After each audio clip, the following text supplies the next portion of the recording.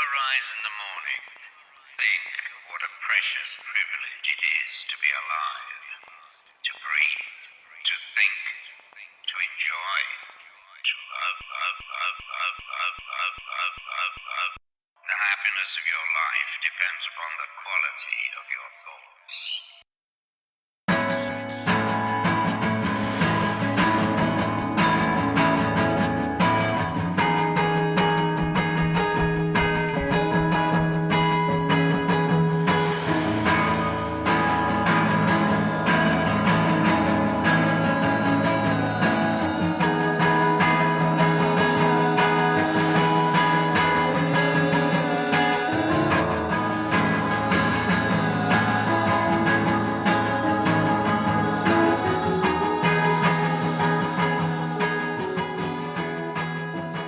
Hi, hey. Hello, everyone. Hope all is well. We've been reflecting, and we're going to try something new. So we're going to start off the episodes with some of the media we've been enjoying, the events that are coming up, and just sort of an overview of the interview. You should let us know if this is enjoyable or not. Hey, Meg, what have you been listening to? I've been listening to a lot of things. I feel like I'm always listening to, like, new music and whatnot, but lately I've been going back into Action Bronson. Yeah, I've listened to him a few times, like, throughout my life, but not to the extent where it's, like, I don't know, like a deep dive into his music, but I've been really enjoying his music lately. My favorite being right now, I forgot the name, honestly, but it's his only collab with Westside Gunn. I love that song. This is also something I love about Westside Gunn. He has, like, the sickest, like, samples, and it just sounds so beautiful. Like, honestly, sometimes I would just go on YouTube and just, like, I would just look up his instrumentals because they're so great. And I highly suggest some of you do that. Go into Westside Gunn discography and just listen to his beats. It's fucking insane. But what about you, Marisol? What have you been listening to lately? I wish I knew more. I wish I could contribute more about the Westside Gunn, but the only thing I know are about his ad-libs. Yep. Right. I've been listening to a bunch of, like, this is crazy, like Lil Wayne's radio hits. Right. Like Lollipop and Get Money. Really? Yeah. And then I've also been listening to Dijon's new album, which I really recommend. I would recommend, honestly, maybe his first album, which was Absolutely, or EP, which came out, I think, in, like, 2022, which I love so fucking much. But the new one is really good, too, and it's a little more on the alternative R&B, like, electronic side of things. Yeah. Is one way of putting it. And a bunch of Daft Punk. Oh, they had a Fortnite event. They had a Fortnite event, and I didn't get to freaking go. My friends were telling me about that. I know. So you didn't make it to the Fortnite? I didn't make it to the Fortnite. If anyone's in contact with the Dafters, if they can let them know I missed it, and they can do another one for me. I'm sure they'll put it back up just for you. Yeah. Movies? Books? Movies. Yeah, hell yeah. Movies, I really love. I'm sure a lot of you have already seen it or are planning to see it. One battle after another. I haven't seen it yet. Don't say anything. I won't say anything. Can I share my thoughts? Yeah, share your thoughts. Okay, I fucking love it. It's been so long since I've seen a movie like that. That's where, what everyone's saying. Yeah, it's just like a movie. Yeah, it's a fucking movie. Right? And I'm not a film guy by any means. Like, I watch movies, obviously, but not to the extent as I would say, like, my friends do. My friends consume movies way more than I do.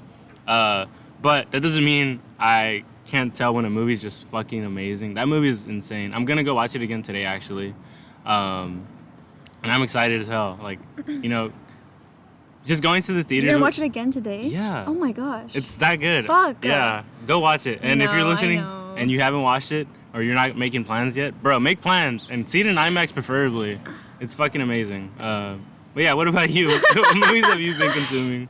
All of my friends, actually, who have offered to go see One Battle After Another with me have already seen it. And they are already wanting to rewatch it and want to rewatch it with me, which I think is insane, but that's fine. Because it's almost 3 hours. The runtime is super long. Yeah. But I haven't seen it yet. I saw Splitsville recently, which is a Dakota Johnson movie. Which, like, peace and love to women. I love women. I think she's a bad actress, but she actually does great in this movie. I think first time ever. Yeah. Baby's first good movie, and it's a really fun movie about like the intricacies of like non-monogamy and jealousy, and just in general like trying to date people and also trying to have like life ambitions, I guess. And it's a comedy that it just has such a fun pacing to it. It reminded me a lot of like some of Ari Aster's like comedic timing, which is really weird comparison, I think. But yeah, so I saw that. I also am still thinking about, it's been a while, but I'm still thinking about Eddington by Ari Aster, which I really liked. So I haven't seen that. Oh, you would like it, I think. I think you would really like it. Yeah. It kind of, so some people, I don't know if you know who Connor O'Malley is. Sounds familiar. Yeah, he's a comedian. I don't really like him that much, but you'd probably like him. And the movie kind of has some of the same pacing as him. Right. Yeah. That's what's been on my mind. Going off of that, I do sometimes, well, I guess I'm a little familiar with the movies you watch just because I follow you on Letterboxd. And whenever I'm not like actively on there, but whenever I log movies, or sometimes I'm just thinking about movies my friends are watching, I go on there and I always see you're always watching a fucking movie. I'm like, damn, you watch way more movies than I do. I feel like that's why I don't consider myself a film buff, like not even to like the casual extent. Because y'all are just out movie watching me. It's fucking crazy. But yeah, sick. Shout out Letterboxd. I want to say one more thing about movies. Yes, please. I have a Twitter, and I occasionally like get like aesthetically pleasing like frames or whatever, like an account that posts like aesthetically pleasing Stills, frames. yeah. Stills. And I kept getting Paris, Texas ones. Paris, Texas is so fucking good. Have you seen it? I've never watched Paris, Texas. Oh my god. I know, but there's so much like stills that people have been posting. Yes. Or I've been seeing. There was some of it shot in Houston. A lot of it shot in Houston. I didn't know that. Yeah. I didn't know that. And in Paris, Texas. Oh well, yeah. I'd assume so. But my point is like, I got inspired by one of those stills to paint something. Cause I've been looking to do more paintings in oil. And there's so many like cool shots or stills from Paris, Texas. Dude. And I was like, I'd feel like a fucking phony if I do a study on one of these as a painting, and I've not seen the movie. You need to see it in action. I do. Dude, that movie is fucking awesome. If you're anyone listening to this who hasn't seen Paris, Texas, you should see it, especially like if you're a Texas lover, which I am, and even just like a Houstonian. It's so fucking awesome and gorgeous just to see the city and all the ways in which it's changed and which it hasn't changed.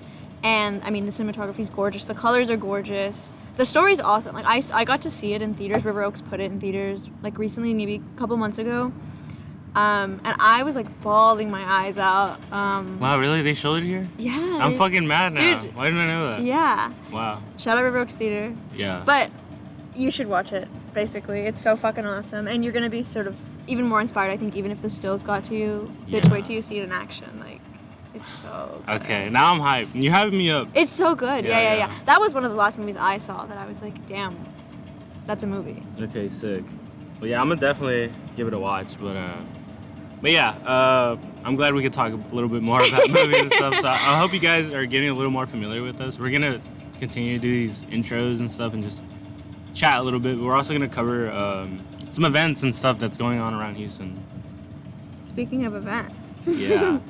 I would keep a lookout if you're free on October 11th, or put it in your calendar, better yet, at Blacksmith. They're going to be having a fundraiser for Fiel, which is like a local immigrants' rights group that they help a lot with like court cases and like helping people like escort them in the court system and stuff like that, because as you know, ICE likes to come and kidnap people. Yeah. And they also host protests and organizations and like leadership like classes and those sorts of things for like organizing community events. So Fiel is awesome, and they're hosting a fundraiser for them at Blacksmith. There'll be like a market, and they'll have tattoos, flash, all that good stuff. Yeah. Another event you guys should keep an eye out, especially if you're into supporting local artists, is Macabre Plaza. It's on October 18th. It'll be at Equal Parts Brewing, and they're going to have a bunch of stuff, including tattoos, eerie treats, oddities, and handmade art. I think I know one of the artists that's going to be there, and that's kind of how I found out about the event. But I forgot what she goes by, but her name is Brenda. You might have seen her art. She usually like blows up a lot on Twitter, and that's kind of how I came across her art. But yeah, if you see Brenda there, tell her I said hi, support her, buy a a print or something. She's such a sick artist. But yeah, Macabre Plaza. I hope I'm saying that right. But yeah, I might be there. So if you're there and you see me, tell me what's up. I will be there, hopefully. Right. We wanted to take a little bit also to talk about a petition that the Houston PYM chapter is hosting, so to put it, the Palestinian Youth Movement, demanding an immediate end to all weapon transfers to and from Israel.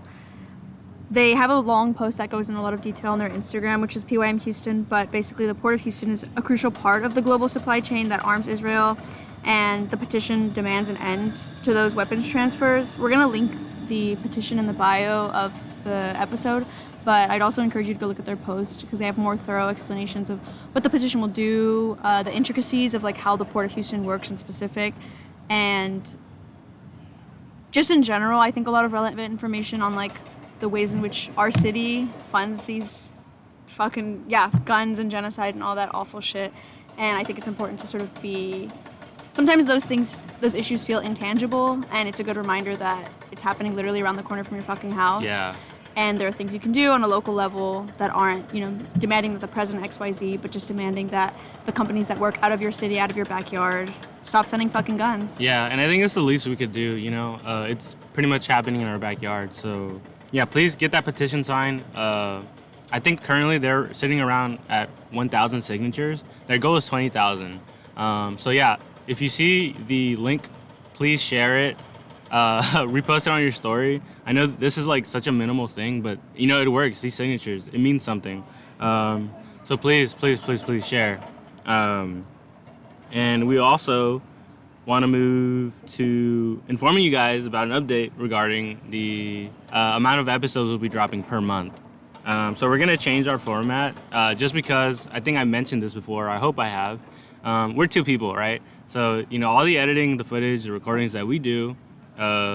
It's a lot on us, but that doesn't mean we want to stop. We obviously want to keep doing more. So we're going to move the radio shows to once a month in terms of frequency. And in between that, we'll be covering some events and we'll post them on our YouTube. And they'll also be uploaded as reels on Instagram. So we'll still keep dropping stuff, but it won't be as frequent just because we need to handle our own passion projects and whatnot. And live our lives, of course. Yes, and thank you for y'all's patience on that.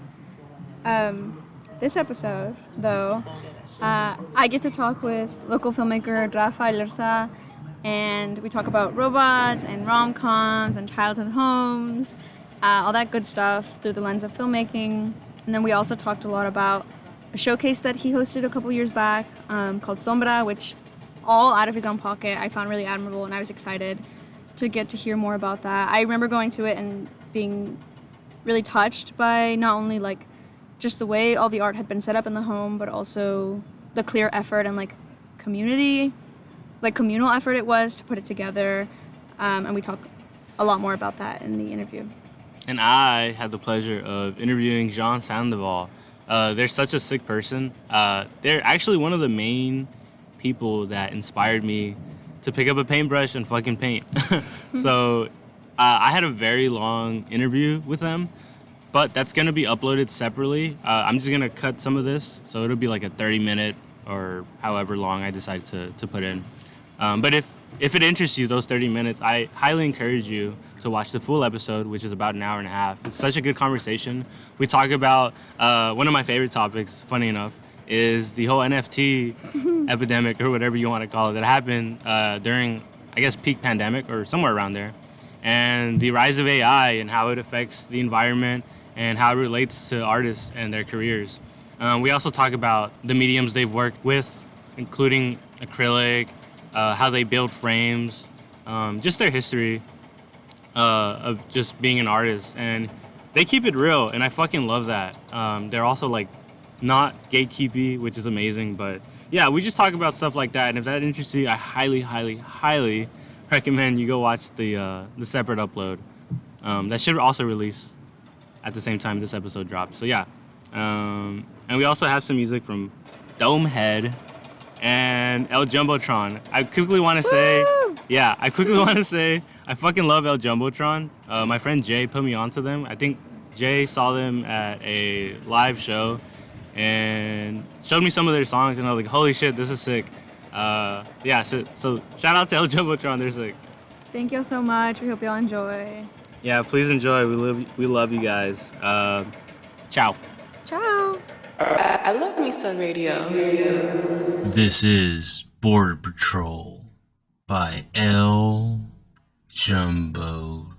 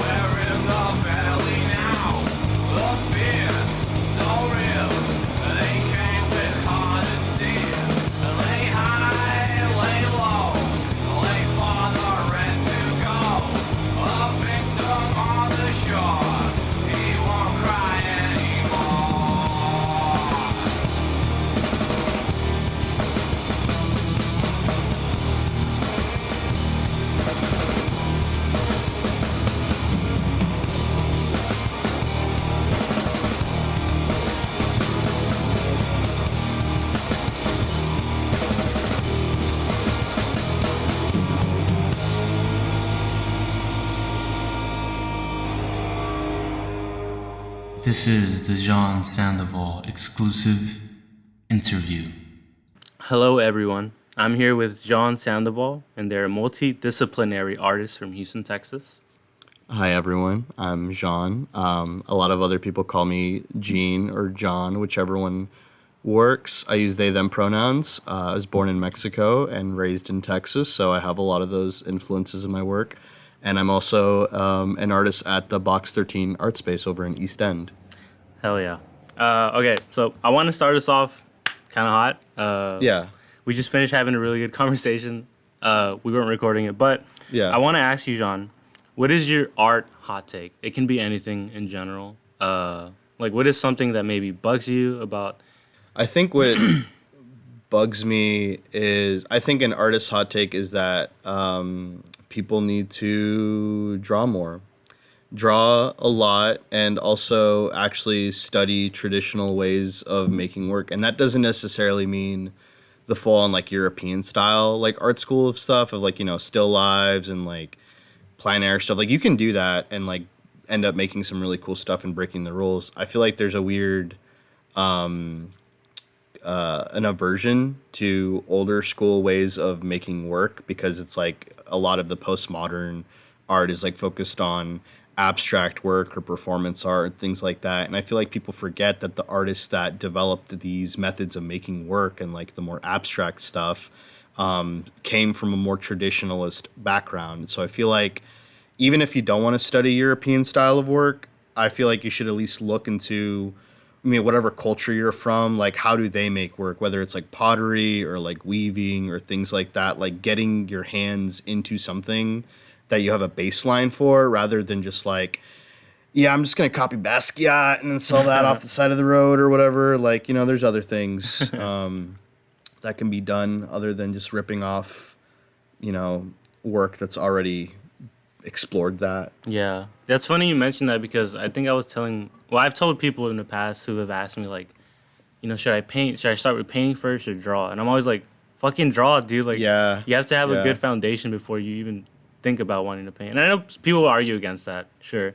But I think just having that knowledge of like learning how to draw and being comfortable with a pencil at least, you're gonna set yourself up for success whenever you start painting.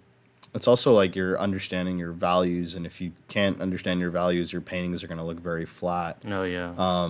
Right now, I haven't been drawing in a couple of months, and it's been making me feel crazy because I'm like doing a bunch of like little studies and stuff, and I'm like, wow, Yeah. these drawings suck. And I'm looking at like old sketchbooks from when I was in like high school, and I'm like, I drew way better than I did in high school than I do right now, and it's making me crazy.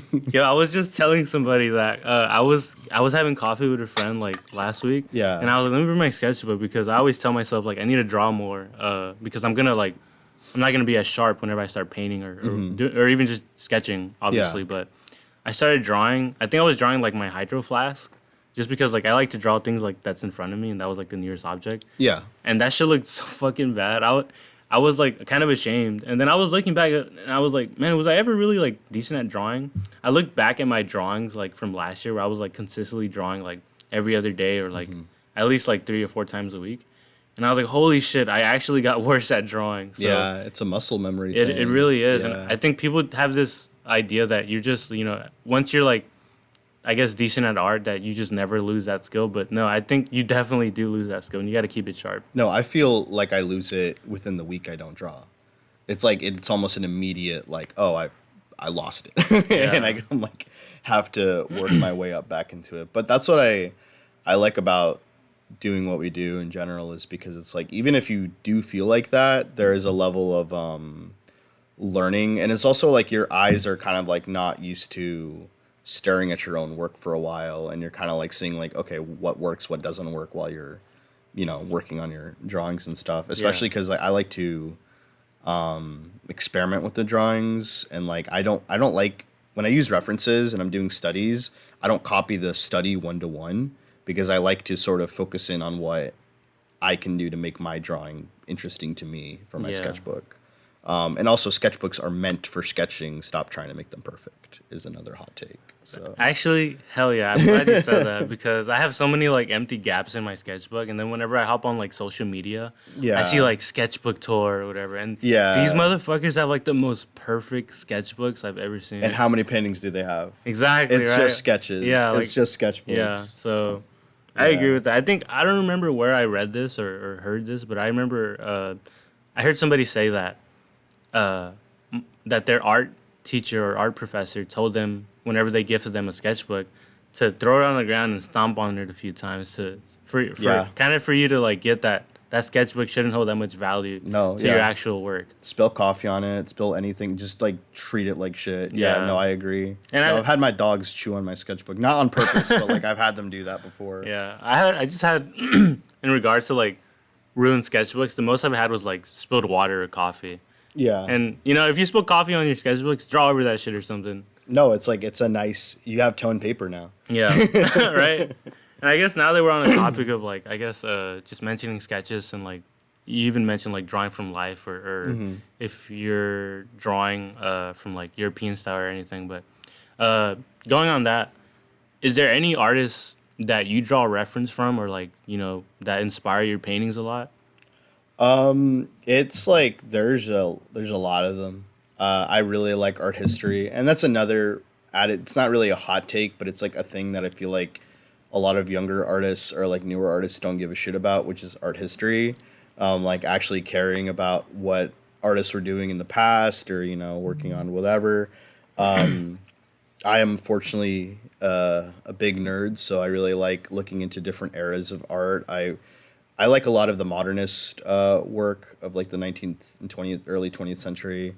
Like the surrealists, I really like Leonora Carrington, Dorothea Tanning, Max Ernst. I'm really big fans of. Like later artists like Odd Nerdrum. I don't know, just like different expressionistic figurative work I'm really a big fan of, but I also really like the romanticist painters. Yeah. So it's kind of just like all over the place for things, but yeah, just like landscapes and figurative work is kind of where I land on for the most part. And like I guess speaking on that too, I know you're a big movie person. Like, do you draw inspiration from any movie, or like? Oh, all the time, yeah. Yeah, and like, do you recreate some of the movie scenes like in your paintings, or no? Not in the paintings, but in the studies I do. I have a lot of I'm trying to remember the sad lesbian movie that I saw recently. It was like something von Klimt or whatever. Petra von Kant. What was her name?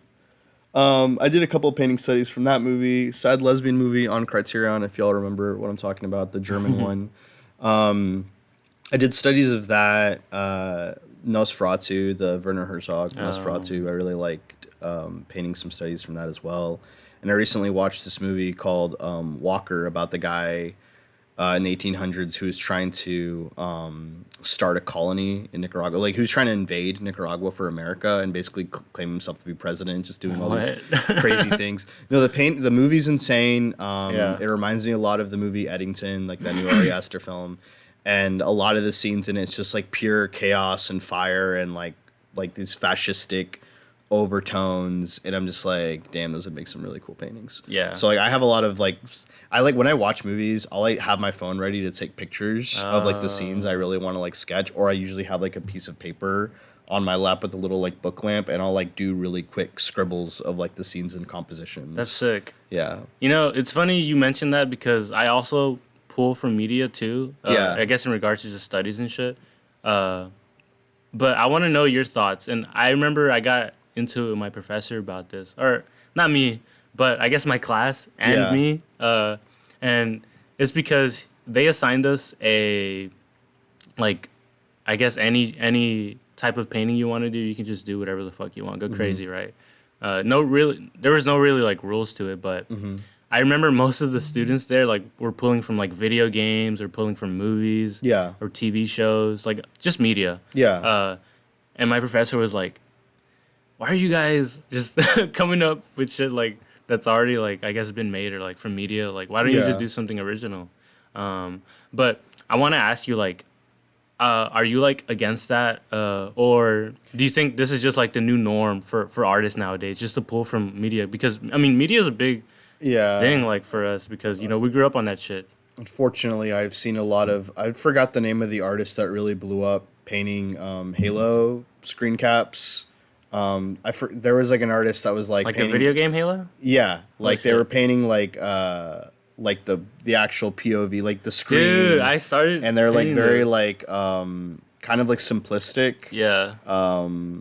Like very muted colors, and I was like, man, I don't know if I feel about this. But there's a lot of people that were hating on it in the comments, but their arguments against it were kind of like also pissing me off, because like, look, it's not my favorite thing, but like I feel like y'all don't understand, like, again, it's an art history thing. Like, people were pulling, there's like the whole appropriation era and the pop art movement where they were just like, bringing collages in, using pre-existing media, making new images out of the old images. And we're also so pop media focused all over us, so it's going to influence the work no matter what we do. I I think the professor just giving you the laissez-faire assignment was the mistake. Like, yeah, people are gonna paint from media. I think the assignment should have been, hey, I know all of y'all are gonna pick something from a video game or from whatever. Pick a screen grab for whatever, get a composition from that scene, and then look at another older painter or older artist and try to recreate that scene using that other artist's style. And I feel like that would help them both. It would help the students as artists like kind of like break down what makes the scene that they're interested in from the pop media perspective, like why is that interesting to me to paint, and then also learning something from the past to kind of like help them influence their later work. Yeah. I feel like that's how the assignment should have gone. I feel like that's more of your professor kind of just fucked up by giving y'all the full freedom. Because if you just give them full freedom, all the kids are going to draw as furry and anime. And unfortunately, like, you know. Yeah, somebody. And those furry and anime artists studied the traditional way of drawing, is all I'm saying. You think so? A lot of them do and Yeah. have. You could, like, see it in their work. It's just, people see the finished product and they don't look at the hours spent studying to make that. Yeah. Yeah. Speaking of studying shit, I feel like I'm jumping into a lot of like study questions, that's but fine. I want to ask you. It's my favorite thing to do. Okay, great. That's perfect then. I wanted to ask you because yesterday, as I was eating, like I had gotten off work, and I was like, I eat and I watch YouTube, like, you know, overstimulated shit. But I stumbled across this dude. Maybe you're familiar with his YouTube channel. He goes by Jake Don't Draw. Maybe. I know there's a couple of YouTube artists that like I really don't like their channel because they like their personalities bother me. Fair enough. No offense to the fans of Draw with Jazza, but I hate his voice. So. Are there? I don't even know who that is, but are there any? Draw with Jazza. He's like, Oh, no, I do know who that Australian or is. something like that, and he has a Yeah. little like Obnoxiously little loud. drawing character thing. No offense to the Jazza heads out there. Yeah. Can't stand his I don't blame you. videos. Are there any other like YouTubers you don't like that do art or like whatever the fuck? Nah, I don't really dive into like YouTube. There's one artist that I really like that does like old master studies. He does like these hour-long analysis videos on the pigments, on like what is being made into certain works for different like old like Caravaggio or whatever. Like the actual like process to prime a canvas in the old school way, like rabbit skin glue and like the old gesso and things like that. I love watching those videos. I'll never paint with oil, probably, but like I like watching those videos. That's pretty sick. I actually learned a lot of techniques from those videos. Really? Techniques that I use with acrylic that have nothing to do with oils. You think they kind of apply in the same way? I mean, most techniques apply as long it's like all the techniques are about how you're manipulating the paint. Yeah. And the only thing that's changing is the how viscous the paint is, like the way you're sort of making the paint react with like oil. Usually depends on the mediums you use, and then also like it's just whatever mediums you use. The mediums are just different, but they have a lot of contending mediums for acrylic and stuff that I like to use. Hell yeah. To Okay. treat paint like oil. Yeah. So I'm glad you mentioned that too. Oh, actually, before I jumped on that, I want to go back to that dude. Yeah, I yeah, mentioned. sorry, No, yeah. no worries. Yeah. But Jake Don't Draw. His video was called like I suck at drawing portraits, or it was like you suck at drawing portraits, and so do I in parentheses. And his whole video was just basically going over like the Loomis method and how much he hates like tutorial online. Being like, here's the Loomis method, and I'm sure you're familiar with it. It's like you draw a circle, and then you draw a jaw. And I'm then familiar with you draw, it, yeah. like 4 lines, but just for the people also, just so that they know, maybe they're not informed. But that's like one of the most common methods people use for drawing like faces. But Jake Don't Draw argued that that it doesn't really cover everything. Loomis doesn't cover everything in his book. He even read the book, and like. It only covers it from this perspective, and that's just like if you were drawing a person that was facing you, the Loomis method covers that, or like even a little if you rotate the face slightly to the left or slightly to the right, it'll cover that. However, if you want to get like a weird angle, like maybe from like below your chin or like a helicopter perspective, like above your head and like looking up at the helicopter a little bit, the Loomis method is not going to work just because like it follows specific like guidelines. Like I think it's like 1/6 each line or some shit like that. But he argued why there is so little information on how to properly draw the face. And he was like, I looked everywhere. Like I read every book or whatever the fuck. He's like, and there's nowhere that he was like, I want to study the faces, but there's no clear guidance. He was like, there's only information. He didn't read the Hogarth book. And maybe he didn't. Because that's a dynamic facial expression book that I love. I love Hogarth's artworks. Yeah. Yeah. Well, I'm not familiar. Unfortunately, I don't really like. I'm not that well informed. Yeah. I do set like guidelines when I draw faces and whatnot, Yeah. but to the extent of learning, I don't even give a fuck about the Loomis method. Maybe that's my hot take. Like I don't really follow it, but yeah, it is useful for just Chad Hogarth supremacy. Yeah. All of his his examples are literally just beefy, muscular, like over exaggerated figures. Mm-hmm. But it helps like looking at the method of how he's drawing because it's more focused on forms, like on that plane. So you're having that 3-dimensional look to your faces. Yeah. And then when you're applying them to like your later drawings, you're obviously not going to exaggerate them in the same way he's exaggerating them. You're just drawing in that like sort of like spatial awareness. Yeah. Yeah. Okay. Well, then maybe he's fucking wrong then, but I thought it was interesting. Right? Yeah. It's whenever I hear someone's like, none of these books help, I'm like, you only read one book, buddy. It's like, yeah, probably. I think he went over somebody else, but I didn't even finish watching that shit because I finished my meal and I was like, whatever. I don't feel like watching. No, but I get what you're saying though. Like, yeah, like some methods just are too cookie cutter. But I think that's like the problem with like depending on one method or too many methods, or like one method that's just gonna cover everything is because it's like you're just you're not actually like looking at the why aren't you drawing faces well? Are you drawing from life? Are you drawing your friends? Are you using references? Or like how are you just trying to draw from your imagination purely? Then maybe the Loomis method might help you if you're just doodling. But like if you're trying to get better at drawing portraits, then you just have to draw portraits. Like right. There's no other way. Yeah.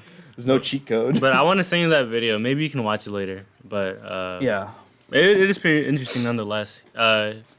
He's into like a lot of like traditional painters, I guess, and like sculpting even. But I do like some of his tutorials. I think I learned very well from him, like how values work and like how faces. I mean, I'm sorry, the faces. The shapes on your faces like fold. Like I don't know. You might have seen the video. It blew up, but he was like folding a piece of paper to indicate how shadow works. Yeah. He's like, it's just a fold. He's like, just think of it that way, and that kind of like opened my mind to how that works. But anyways. I want to go, I guess, into just generally speaking about Houston and the art scene here. Yeah. One, how do you think Houston fares as an art city? I guess compared to cities like Austin or like LA, because I feel like a lot of artists are more driven to go there. Not even just for like traditional artists or painting, but even people who make film. Do you think Houston allows you to grow as an artist, or do you think the opposite? I think Houston's a really underrated art city. It took me a while to sort of come to terms with that because when I was like in high school, I was like, oh yeah, I'm going to go to LA, I'm going to go to New York, I'm going to get the fuck out of here, I'm going to go to another, like art, quote unquote, art city. But Houston has a lot of art fairs, a lot of not mainstream artists, or a lot of like galleries and like different experimental works happen in Houston because of the fact that our culture is more slower paced than the other cities.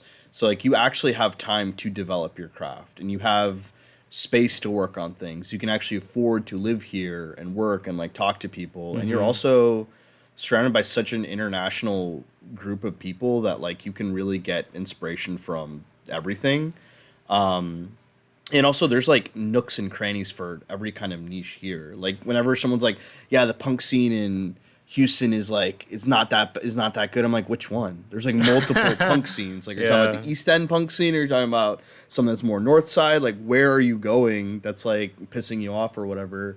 And obviously, I feel like I've heard a lot of people kind of say that Houston's sort of a small town where like everyone kind of knows everybody, but that sort of like helps out because like all the artists here know each other, but there's no level of it's not like a dog eat dog type of mentality that I feel like the other, not necessarily saying like New York or Austin or LA are like that, but I feel like here it's more focused on like, oh, I actually want to help you. Like, oh, you're an artist here. Like, oh, you should meet my friend or whatever. They, work over there. Or we're putting together an event. Like, it's more, it's low risk, but I feel like the reward is a little bit higher because it's more community based. You're like focused on knowing more people. I know a lot of the graffiti artists here, like they all know each other. They all hang out or whatever.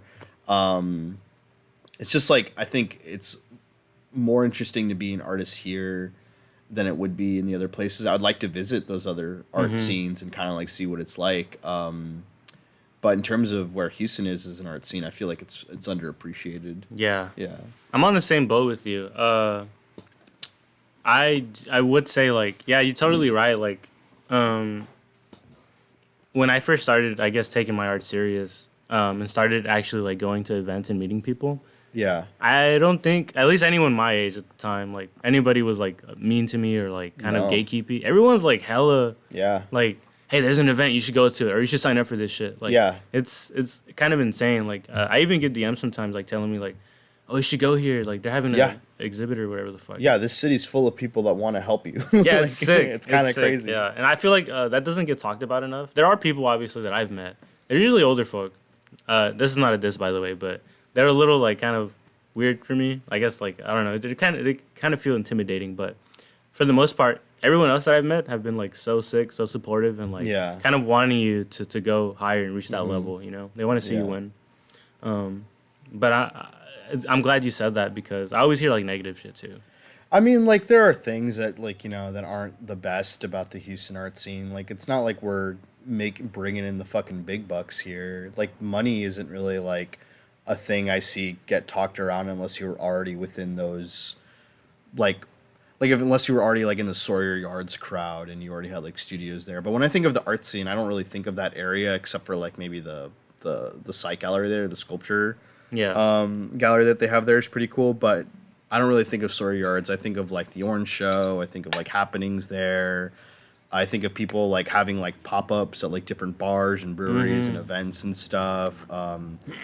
Like, there's just other places that are all over Houston that actually focus on giving a shit about artists that it's, like, it's not as, it's not really well documented in, like, media, per se. Like, But it's mostly because, like, those places like New York and LA are just, like, that's where you go for everything, even though most of the people there seem kind of miserable. City that never sleeps, right? Yeah. I want to rewind the clock a bit and just go back from, like, to how you started. Like, was there anything specifically that motivated you, that made you want to do art more? Or, like, how did you get your start? Or, like, what made you want to start taking art serious? Well, it's like there's two parts to that question. When I started really wanting to work on making art I've always wanted to make art as a kid. I've always drawn. I've always, like, kind of been interested in art. My dad's side of the family would take me to, like, my grandparents would take me to museums all the time. And they also are, like, a family of curators or people that are, like, around a lot of art history books. It wasn't anything that they were, like, pushing onto me. It was just something that, like, I'm over at my grandparents in San Antonio. There's not really much to do. I'm just playing with bugs in the yard and then looking at art books. They have, like, piles and piles of, like, art history books.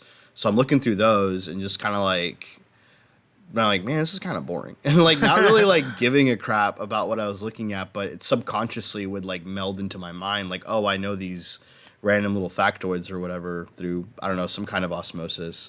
And we go to museums all the time. Like, I loved going to museums as a kid. So, like, it just was a thing that I was always surrounded by. And my great-grandfather was, like, a curator, and, like, he was a photographer, and he was also a curator for the Alamo. Oh, sick. What? So, like, I had a lot of, like, and my grandma was such a opinionated person. Her sister, my Aunt Kali, is a painter here in Houston. Actually, she's an oil painter, and I love going to the museum with them because both of them have very, very different opinions on what they like in taste. Yeah. So, like, my Aunt Callie is, like, loves to give kind of everything a try. She likes to give everything the benefit of the doubt. She's very, like, positive when it comes to art. My grandma's on the opposite side, where she's like, they didn't curate that very well. Like, I don't like. We went to this like this fashion show. Yeah.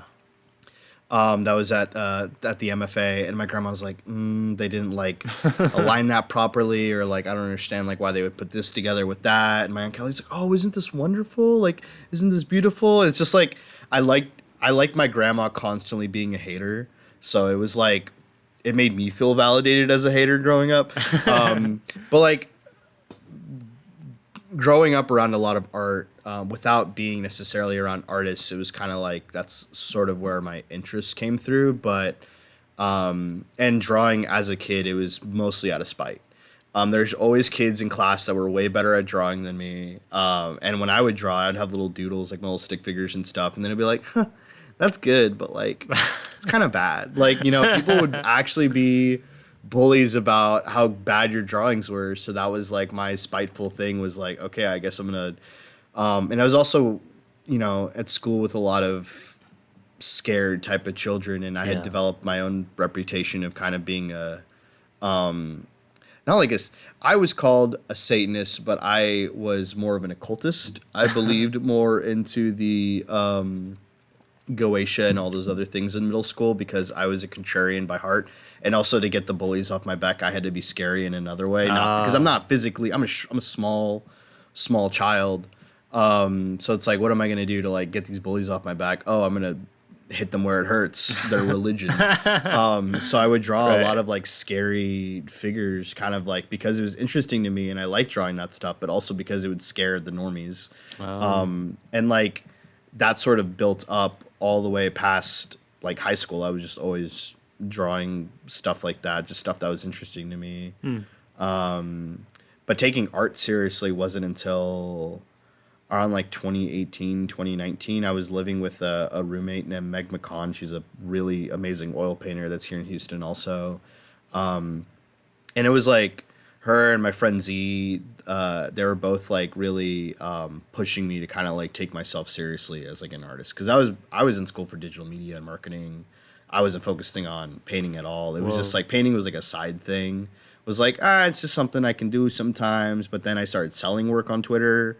And I was just like, oh, people are actually buying my work and I'm actually talking with artists and like people are taking me seriously. So I should be taking myself seriously. But before that, I was more focused on like, you know, like film and like making like props and stuff and like, you know, photo related items. I wasn't really focused on like drawing or painting as like a thing that I could actually like, not necessarily like make money off of, but like a thing that could like, you know, get me more opportunities to do stuff that I like to do. Yeah. But that was like kind of like going back into the hot take thing. Twitter was where I was like making a lot of like work that was like being popular, and I was friends with a lot of artists that were like, you know, that had high follower counts or whatever. I was like still like a small account, like I didn't really I wasn't balling like that, but I was like, oh, I'm actually like selling my work and stuff. Maybe I should switch over my major from digital media to painting. And then the pandemic hit, you know, and everything got crazy from there. NFTs became a new thing. Everyone started like, you know, diving into that shit, and that like split up everyone that I knew on Twitter. We all just like, it was either you're for NFTs, you didn't give a fuck, or you were like very anti, like myself, because I didn't like, it just didn't make sense to me to recreate all the bad things of the art world, just like, you know, just speed up, like speed run everything wrong with galleries, creating that like false scarcity of bullshit, the blockchain being really weird and being inaccessible to the majority of people. All the people that were like, oh, well, this is gonna like democratize art. It was like the same arguments people were having with like AI and bullshit like that, where they're just like, well, this is democratizing it. Like, you can be POC and queer and make art through NFTs and you're gonna make the money. And I'm like, no, the people that have access to the money, the people that have access to the blockchain, the people that have access to all those fucking computers are mostly middle class, upper middle class white people that are only either going to buy your art either as a token and not really give a fuck about what the art looks like, or they're just going to spend it on the little fucking monkey profile pictures or what whatever. Are those things called? Something ape? Yeah, the bored apes or whatever. Yeah. That, and everyone, They had 3 different iterations of that where everyone got their shit stolen. It was like the lore for that was crazy. It was like the first one did a rug pull on them, so like they all lost their money, and then they were like, well, this is like, I forgot, it was like Super Ape or Bad Ape or something like that, and then like this is the new guy, he's the one running the new ape collection and he's legit, he did a rug pull. Holy shit. So then they were like, what do? We lost all our apes, and then they did a 3rd iteration with the super villain ape guy, I forgot his name, but they I don't like even remember. they did some they kept like having names that were like, he literally has the name I Will Screw You Over 2024 or something like that. And everyone's like, this guy seems legit. He's going to like not do a rug pull again. Yeah. Lost their apes. Wow. I guess these motherfuckers don't learn, huh?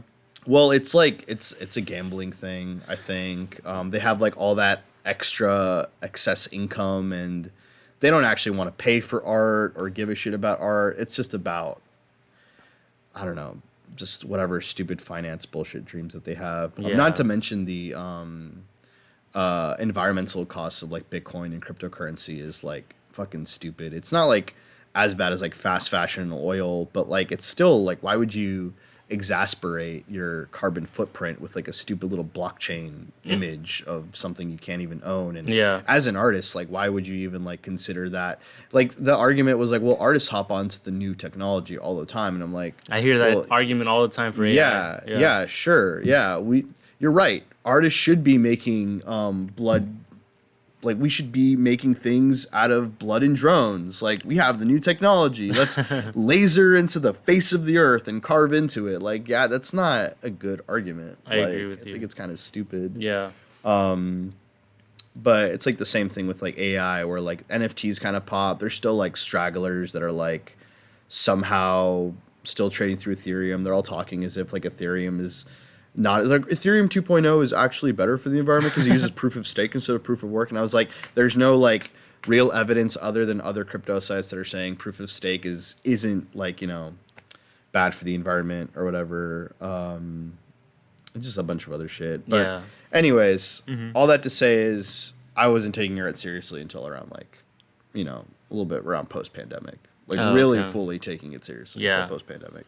That's when I decided to switch over to painting at U of H, and then, you know, graduated with a BFA, and then joined the Box 13 art space not shortly after. Sick. So Yeah.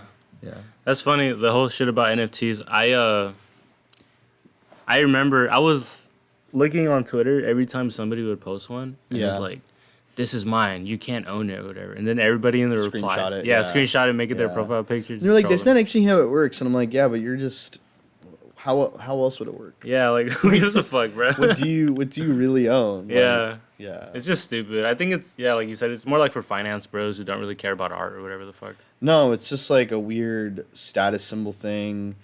And it was annoying to see a lot of like artists that I really cared about like go into the thing and then be like, I guess you guys don't want me to make money, blah, blah, blah. There's an artist that I really respected and I really liked their work. And then, I don't know, after that, it was kind of like all the other red flags were there. I just wasn't paying attention to them. And I was like, oh, wait a minute. You made like art for all these like huge like fast fashion companies and a bunch of other things. You were already on the path towards being a fucking shill anyways. Yeah. But, you know. No. Yeah, you're right. I had a few artists that I followed too that I was like, okay, you're into NFTs. This is like pretty sad to witness. Yeah. You go down this path. I mean, that's what's really fun about social media is that your algorithm is what you make it. So I just block and unfollow everybody I don't need to look at. Yeah, I think I remember when I first followed you, I think on Instagram and Twitter, I seen like your Instagram was like NFTs or AI art gets blocked immediately. Yeah, I'm just like, I'm just not gonna, I don't need to have a discussion with them. Like they're already sold. They already drank their Kool-Aid. There's no debate I need to have or waste my time on. Fair enough. It's not necessary. You know? I don't think it's up to us anyways to change their mind. They're already no, and it's everything has to be based off of a system of social shunning anyways. So if you feel like you're gonna get shunned for it, like that's kind of the only thing that prevents people from doing a thing. For sure. Yeah. And I guess speaking on NFTs, I think this relates obviously AI art. Like, what are your thoughts on it? I mean, besides it being bad for the environment, melting people's brains, it being like an economic market bubble that's about to burst and everyone's going to lose a lot of money. They're already like laying off a lot of people at different companies. I forgot, it was like, I don't think it was OpenAI, but it was one of the other major AI companies had already started laying off a lot of its workforce. My friend, my friend got laid off. Yeah. You're now listening to Self Control by Juicebox. In love with you. So what? So what? So plenty. I love you. You belong to me. No. People don't belong to people. Of course they do. I'm not gonna let anyone put me in a cage. Don't tell me what to do. My body isn't mine. Control by you. Leave me be. I'm a human too. Bone and flesh. Just like you. Say what's legal. That's my given right. If you thought it was rape, there's no question in sight. Talk about what's folly. You don't have a clue. My body isn't mine. Control by you.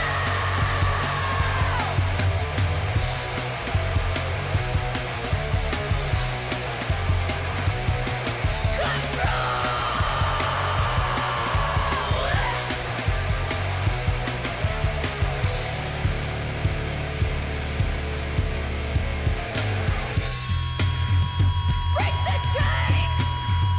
Take the blame. Stop the game. Fuck your right. Human right. You cannot take.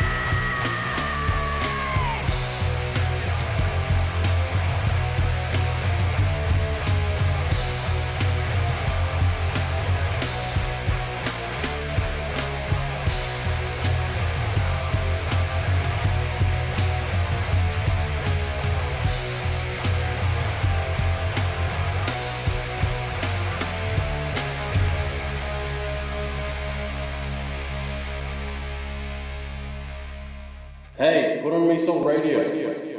No one lives forever. No one lives forever. No one lives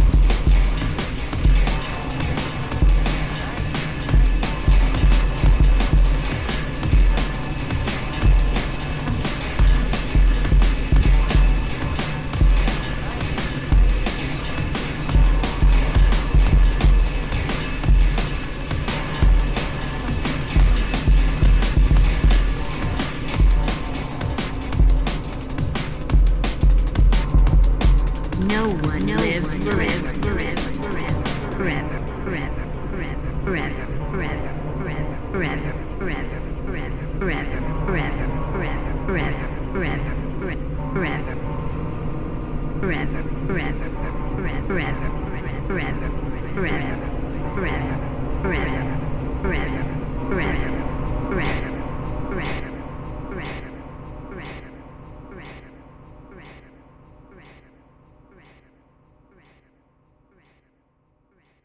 That was KEW2 by Domehead.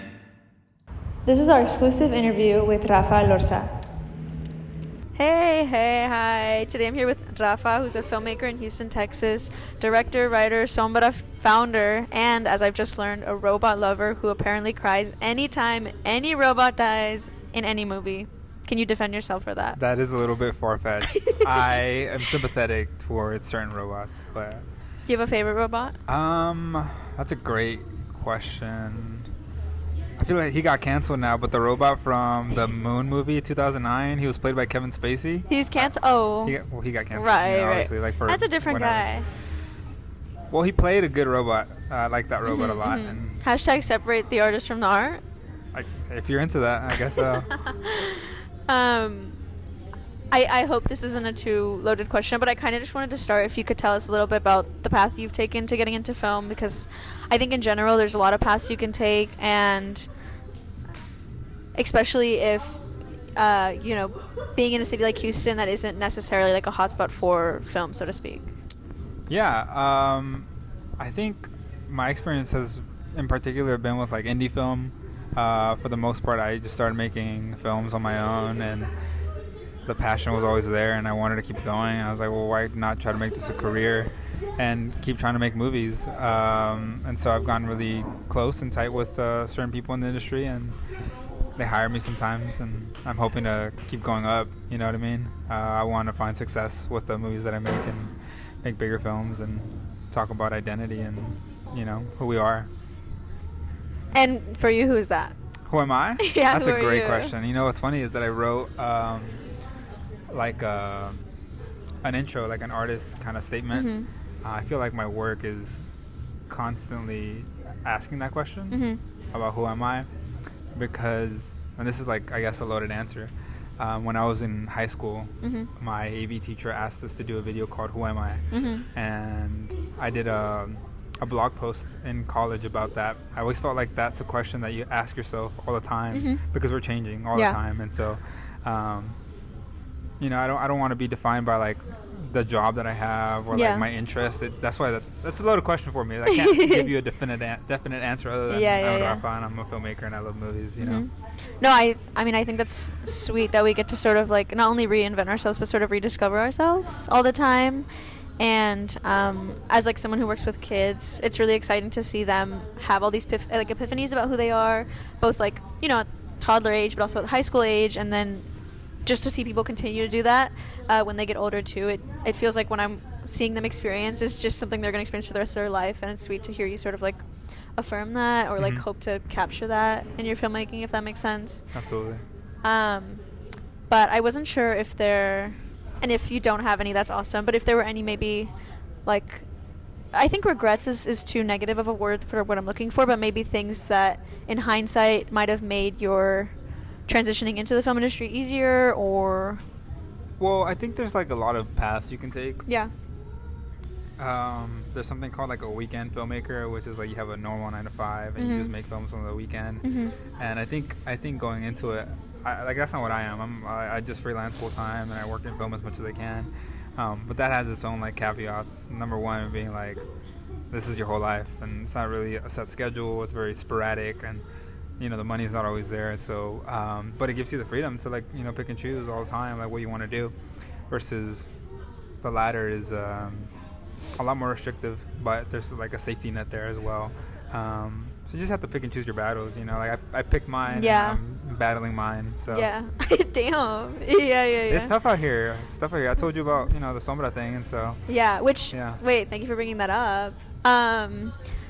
So I know Rafa in the Vegas sense from the Sombra Showcase, which was a showcase from, was it 3 years ago now? It's in June of 2023.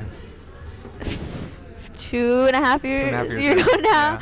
Yeah. That showcase not only some paintings and drawings from artists, but also a lot of more like interactive activities for the guests at the showcase and the artists themselves, and then ended the night with a film screenings from artists. And I had a couple friends that were in the show. Shouts out to Renee. And so that's how I know Rafa, and I was obviously very excited to maybe have him talk a little more about that and what that looks like, because I was really impressed with the setup and everything, and I found it to be really conducive to like just a sense of community, and I had so many fruitful conversations with people I didn't know. But yeah, just in general, if you could say more about what that was like, what the vision was, the successes you found, difficulties, all that jazz. Yeah, I'll talk a bit about that. Sombra, A bit? Quite a bit. Sombra was like a film and art showcase in 2023 in June. I really wanted to do something because at the time I was going to a lot of art shows and going to a lot of film screenings, and I liked some, I didn't like others. And I just felt like it's a shame to showcase certain works in a way that doesn't like give it the most light, the best light. Like its integrity. Yeah, its integrity isn't always there, you know, like I'm not gonna go into details about exactly what I didn't like about certain things, but I just wanted to do that, and I had my childhood home, which is where Sombra was done. I didn't realize that. You didn't know that? Oh my god, that's That's so where I grew up. fucking sweet. No, I didn't realize this, or I might have known and forgotten, but what a wonderful thing. Okay. I grew up there, and it was vacant at the time.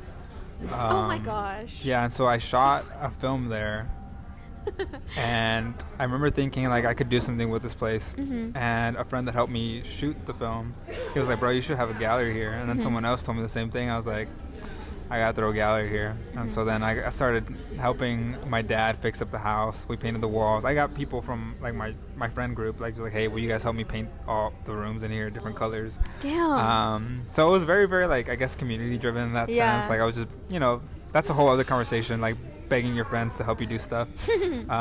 Which, I mean, in the indie scene, I think it's indie like, filmmaking. I don't know, it's frowned upon by like Twitter or something. What? Really? Yeah, people they're like, don't ever ask your friends to go move Oh, things. wait, this is a whole other conversation that we can circle back to if you Yes, want. yes. But I'll keep talking let's about put a pin Sombra. on that, because goddamn do I have thoughts on I have a that. lot I of know what thoughts you're about talking that, about. too. I see. We'll come back to it. But with Sombra, so we had to revamp the whole house, and I remember thinking like, how am I going to do this? How am I going to do this? I was considering other venues, but I was like, nah, there's something different about like doing it at a house, and the house that I grew up at. And it was just fitting to do it there. But I think one of the, you know, I really reached deep into my network to find like who can help me do this. You know, I don't know what you're doing. Is that a heart? No, I was trying to get you to move your microphone a Oh, little my bad. closer. Sorry, I was like, okay, You're yeah. fine. Yeah, I reached really deep into my network to find people that were able to help me. And so the food truck that we had was because my friend went to high school with the head chef at that restaurant. And, you know, we talked a little bit, visited the restaurant. And he was like, yeah, we'll do it. You know, we'll just don't pay us anything. We'll just make our money from the sales. Yeah. I'm like, sick. That's awesome. And other stuff like that. You know, I think one of the greatest comments that I got from a friend was that they said that they had so much fun they didn't take a single photo like with their phone. And so yeah, just inviting friends to like bring pieces, people who were artists, people that I met that was like, yo, you make cool stuff, will you showcase something? Or like a photographer friend of mine who she's never really been in galleries, but she's a great photographer. I told her like, you need to give me a piece to Wait, shout her out. Lynn Rios. I think her @ is Lynn Rios. She's a sick photographer.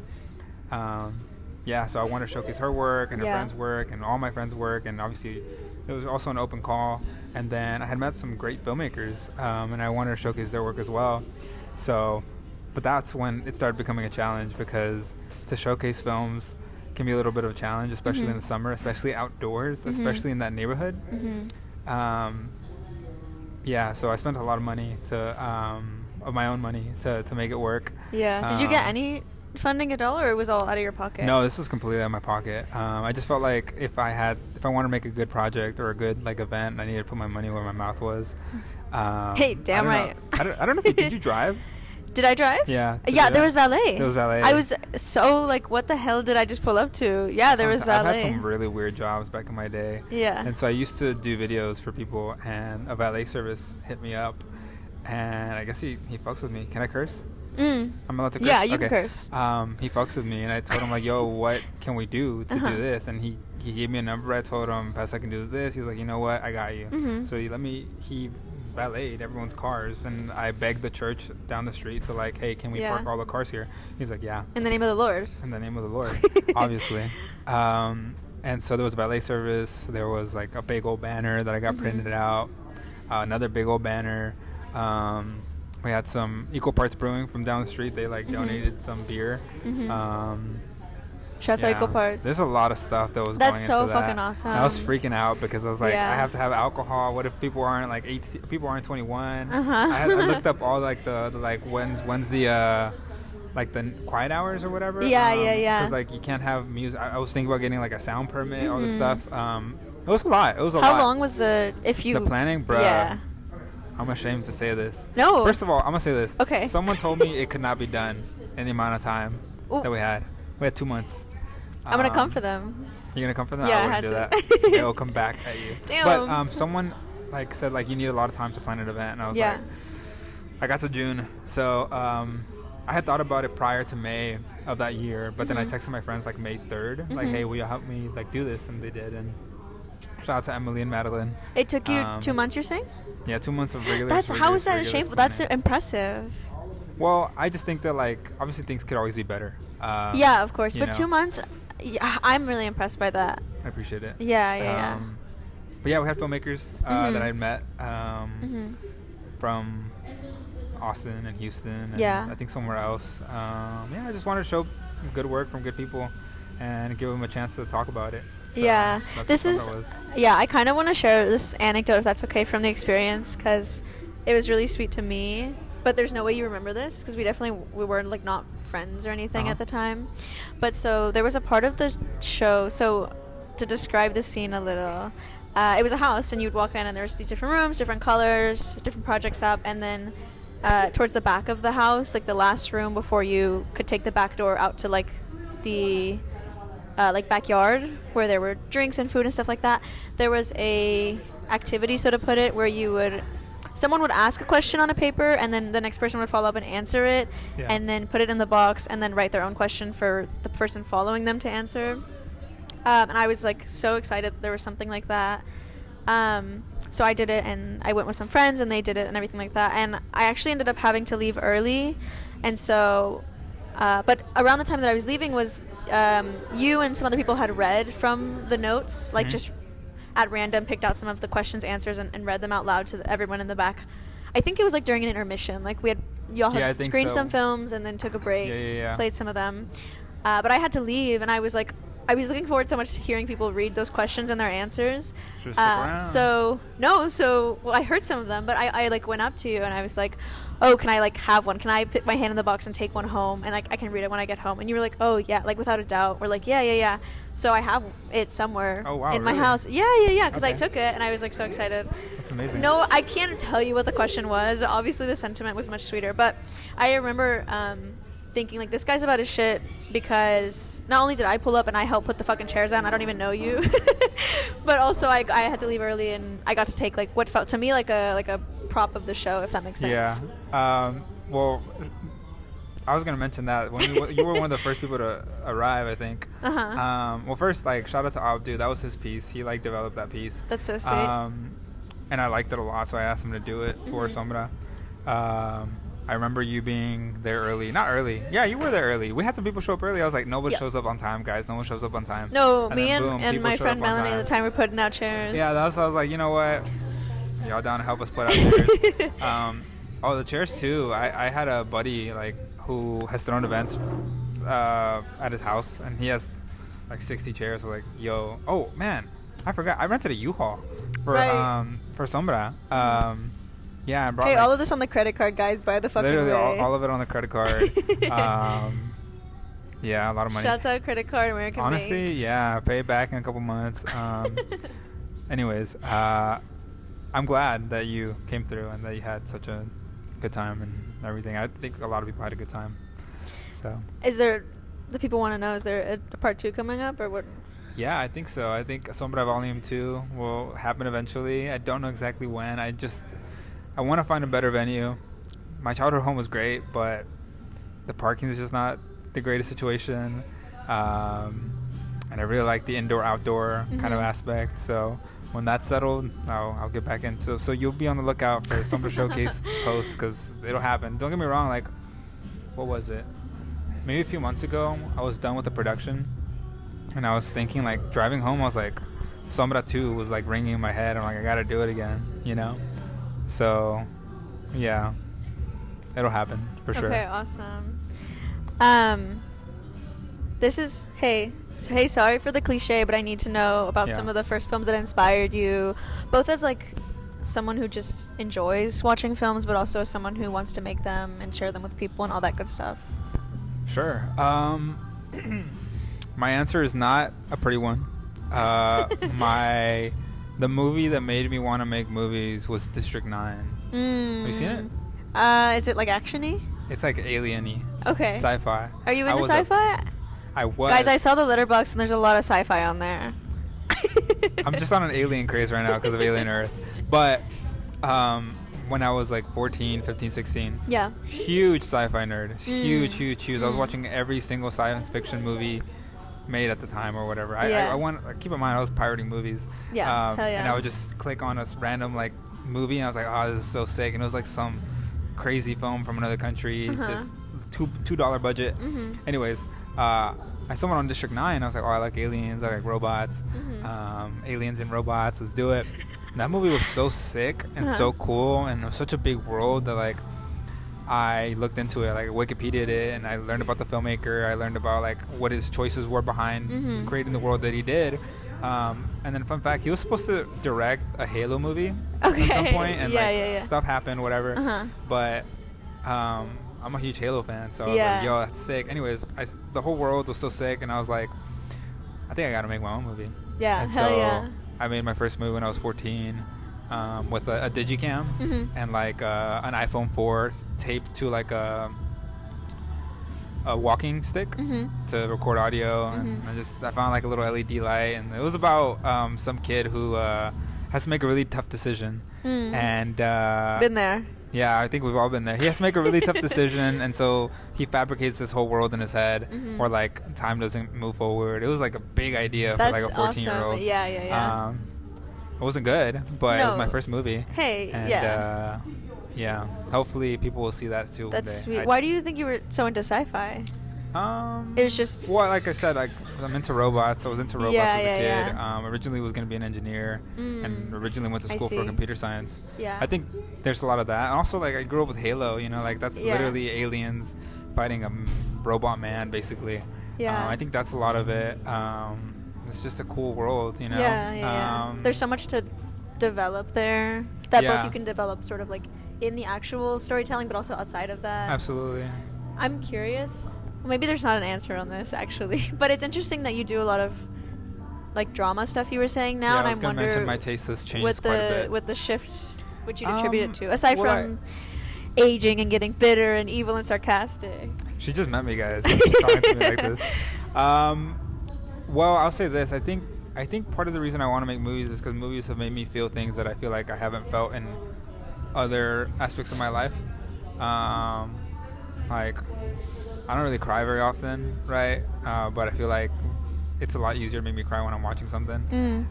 Same thing with like sadness or hope and things like that. That stuff, like, it just exudes. It comes out of movies and it comes out of dramas a lot.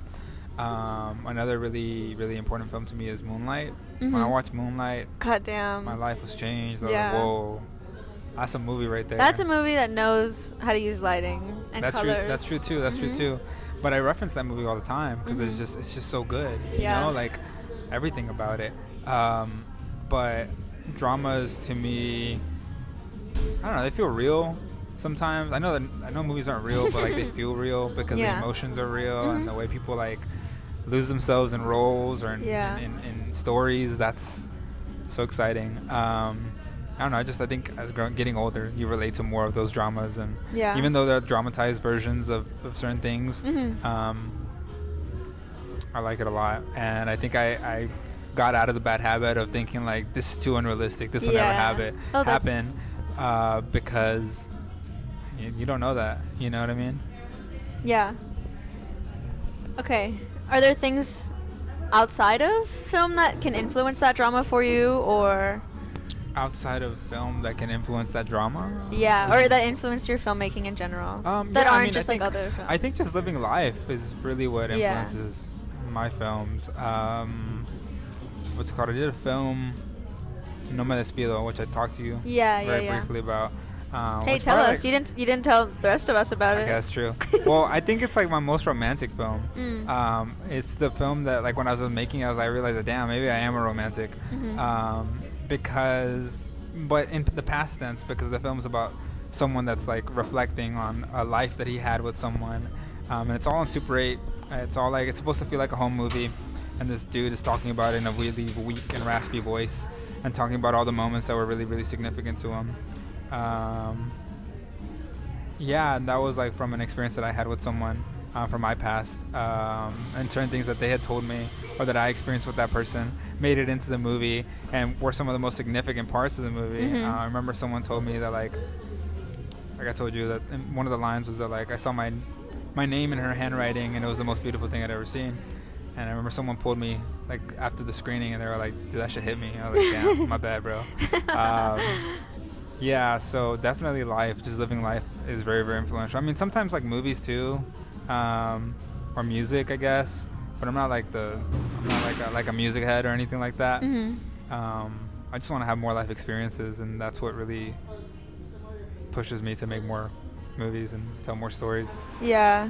Even hearing from someone like you or like anyone else that I meet, like whatever you tell me, sometimes that rings into something else.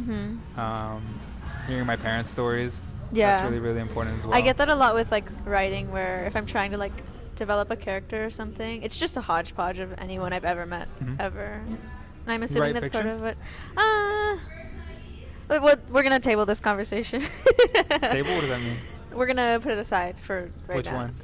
The fiction. If I write fiction. Oh, okay, sorry. Yeah. My bad. No, you're fine. I meant to ask you before this if I get to ask you questions. You can ask me questions. Okay, but not that one?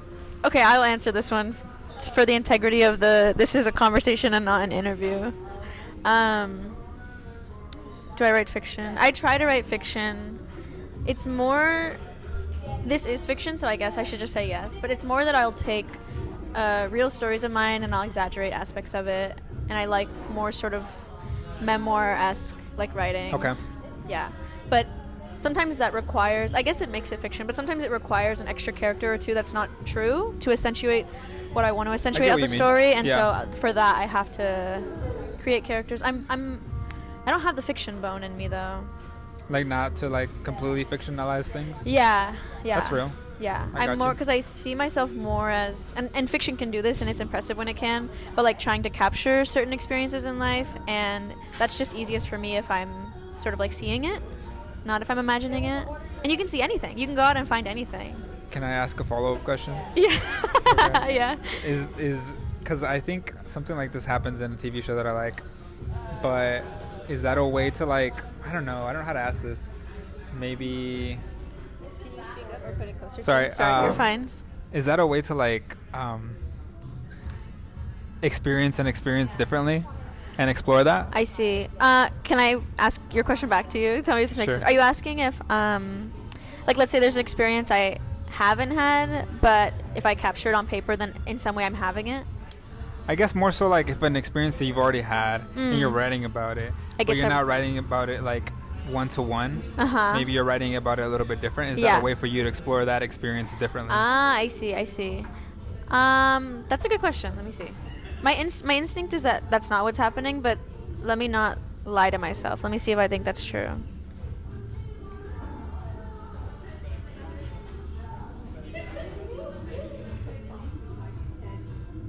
I don't have the sense that that's what's happening.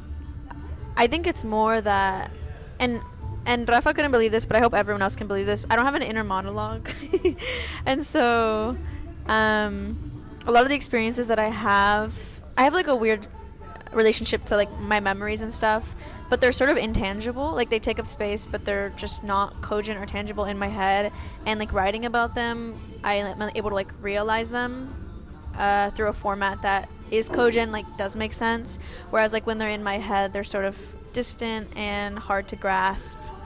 And so, if anything, this is a crazier thing to say, but if anything, it's like I'm experiencing them for the first time when I can like make sense of them. Okay. Which I think says a lot about like how language works and things like that. Does that make sense? I think so. So I wanted to ask you also about okay, yeah, if there are certain creative restrictions that you find particularly of interest to you or that you're keen on. So for example, like in film, so for example, I'm a fan of what we discovered are called bottle movies, so like movies shot in one location, one room sort of situations. Like we were sort of gushing over Sanctuary, which I love so much, and it's shot movie. All in this hotel room, erotic thriller, guys. It's on Hulu. You should watch it. Margaret Qualley, Christopher Abbott. Shouts really out. Good. Yeah, watch it with your homie. Watch it with your homie. Also a twofer, 2 characters. Yes, I love me a twofer. So yeah, so I didn't know if you had any of those sorts of, special absolutely. sort of movies you like. I think something that I approach with my filmmaking specifically is like, I've kept things pretty minimal. One of my early films called Faces was originally 15 pages, and I cut it down to 7. Because I always ask myself at the last stage of writing, like, what's this film really about? If I had to, I think I read something somewhere like years ago. It was like, when you're in pain, try to point to your pain with one finger. And I try to take that into the writing. Like, how can I point to what this film is about with one finger? And that leads me to cutting a lot of things. I'm like, okay, this is where the film is. Like, you can't remove anything from this film without actually getting rid of the integrity of it. And so I try to take that into it. I also I'm fond of not really using music or score, even though my most recent film does have a score. I find it helps. I agree. But I don't know. It's just an idea. But with bottle movies and twofers, I like knowing that you can tell the whole story with just 2 characters talking, and that's why I'm so fond of Biosphere, which is. Are you dialogue heavy? It is very dialogue heavy. Yeah. But the performances are magnificent. Sterling K. Brown. I need to work with that man. If you're listening, he needs to work with you. Yes, please. We should talk.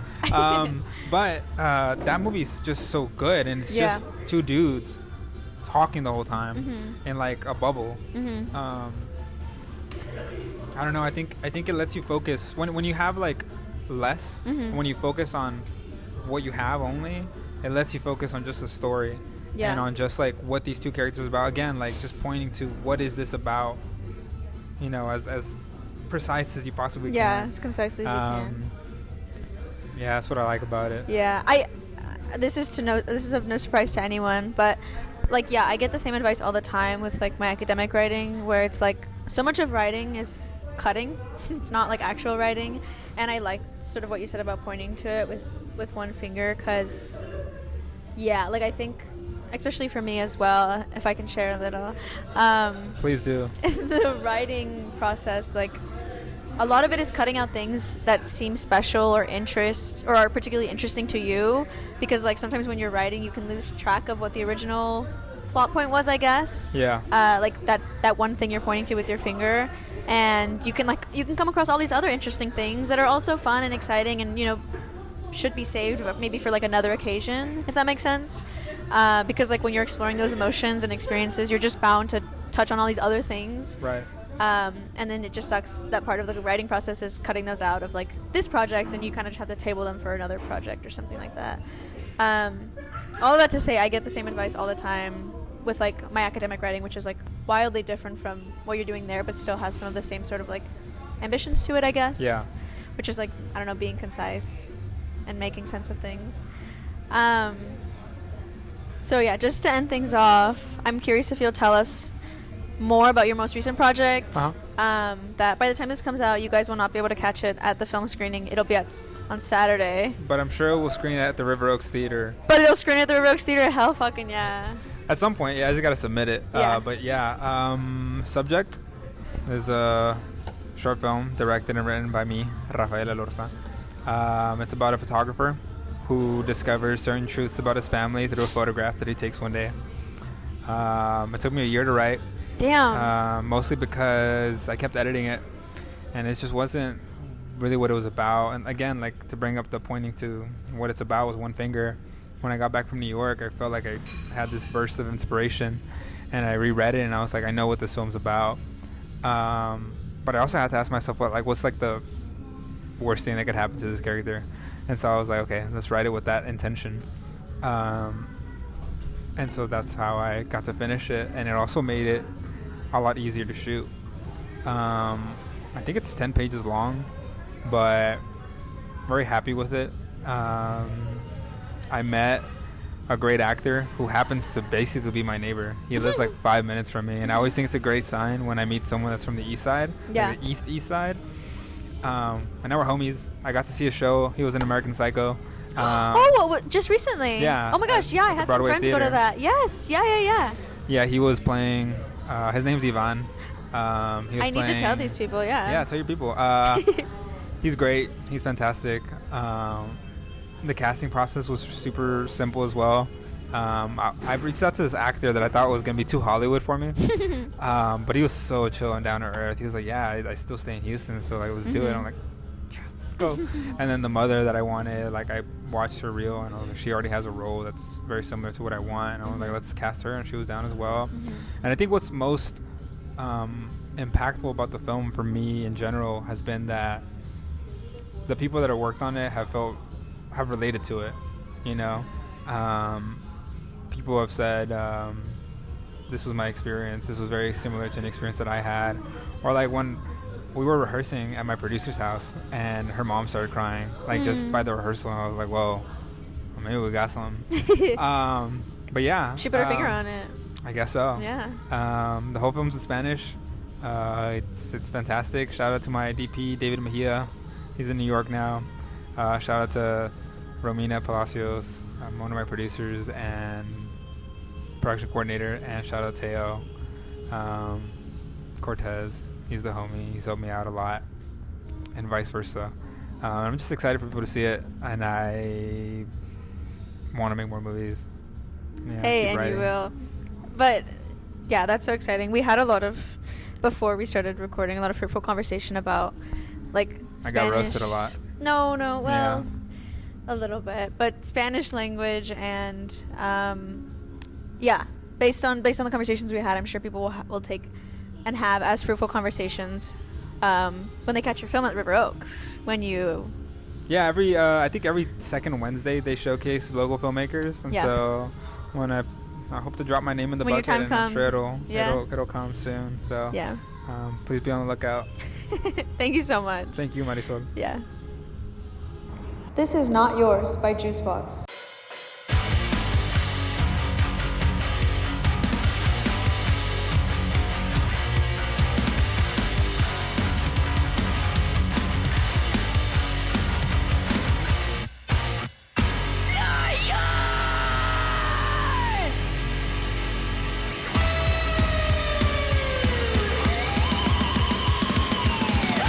Not to worry, I can hold my own hand.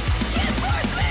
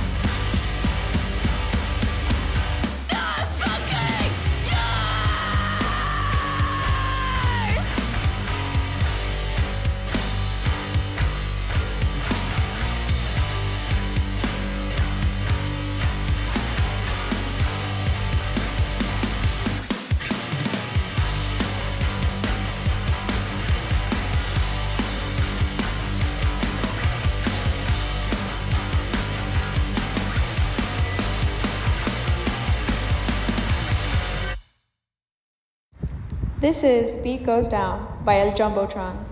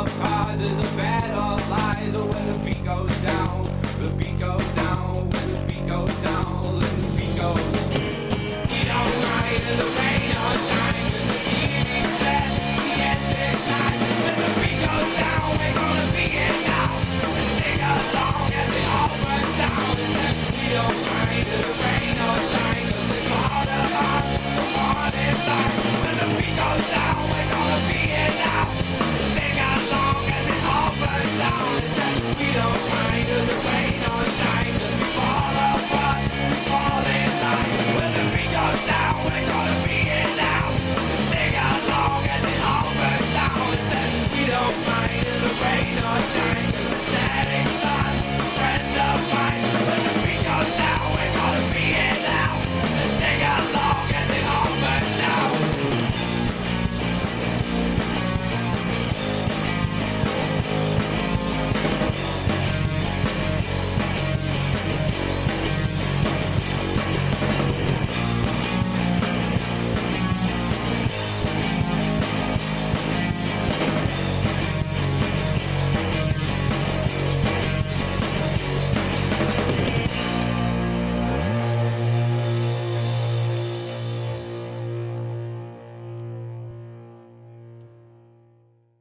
Me Soul Radio. You're listening to Me Soul Radio.